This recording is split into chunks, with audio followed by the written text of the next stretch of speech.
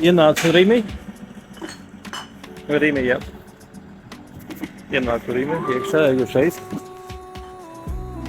Un ko te var ieraudzīt?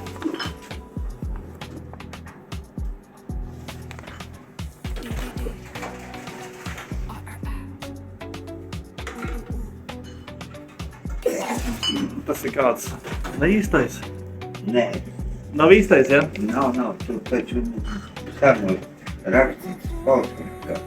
Tiešām, jā? Kopija, rakstīts kopija. Labi, paldies jums, kā jūs sauc? Ivars, Sveiki, Ivan. Es drīkstu jūs nofilmēt arī, jā? iekšā, Labi. Kā jums iet? tā, ka tu lēnā garā. Labi, prieks dzirdēt. Lai jums laba diena. Vajag Ak, Jēziņ, parādat, cik daudz.